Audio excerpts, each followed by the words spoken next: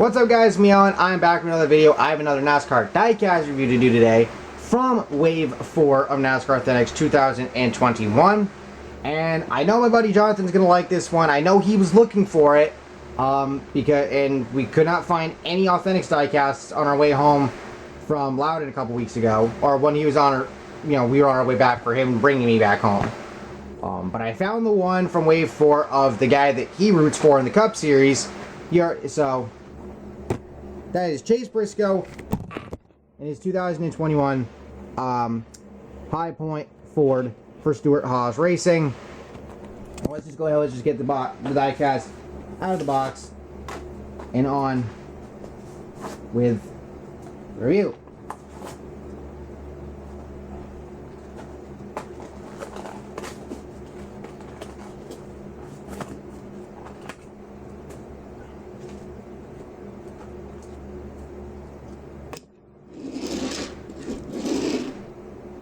And here's the sticker that comes with that, but nobody really cares. Here's the diecast out of the box. And I have to say, for Briscoe, yay. Loose windshield, loose windows. Well, the back window is a little more loose than the front one, but it's still loose regardless. And that grill's not exactly lined up, but it's pretty close. But I will say this though, for Briscoe, considering the amount of wins he's coming off of, yep, there's a paint chip right there. When you consider the amount of wins he's coming off of from the Xfinity Series last year, and going into this year where it seems like Stewart Haas Racing, Stewart Haas Racing hadn't won a race all season long, sans one of the duels with Almirola, until Eric Almirola won at New Hampshire a couple weeks ago. Which, because this is a Chase Briscoe review, and because my buddy Jonathan's a Chase Briscoe fan, I still cannot thank you enough, Jonathan, for bringing me. It meant a lot, and let's do it again next year, shall we? But anyway, so it is nice to have this diecast in the collection, and I told him on Twitter earlier when I posted pictures of these diecasts that if there was a second one there, I would have nabbed it up and I would have found a way to get it to him, because he lives up in Canada and they don't get NASCAR Authentics like we do down here in the States. But as far as Briscoe goes, I don't think he's been having the season, even for a rookie, I don't think he's had the season that he's wanted to have. I think he was hoping to do better. I mean, all of SHR took a massive step back this year. I mean, Harvick was dominated the season last year. Cole Custer pulled off a win at Kentucky. Almirola had that huge streak of top 10s in the summer. And then, Boyer was kind of just there. But, he was still doing things, obviously. But, of course, this year, again, entering New Hampshire, Almirola was like 27th in points, and of course he won.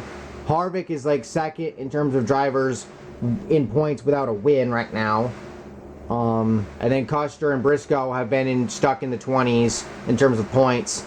But I think that Briscoe has had some good runs at times this season. And I think the hope is that next year, things will be better. Obviously, you have the next-gen car and all of that. But most importantly, just the fact of that hopefully, the team will improve. And I wouldn't count Briscoe out necessarily to possibly pull a win off. I think the big one that's probably circled for them would be the Indianapolis Road Course, especially since Briscoe won there last year in the Xfinity Series. Obviously two different series, but you do have he's one of the few guys that will be running the Cup race, because the Cup Series is running the Indy Road Course for the first time. He's one of the few guys there that has experience. If you ran it in Xfinity last year, you'll have experience. And he's one of only a few that does. So I think that gives him a tiny leg up above the competition, but because of the performance of SHR as a whole this year, it doesn't give him a massive advantage.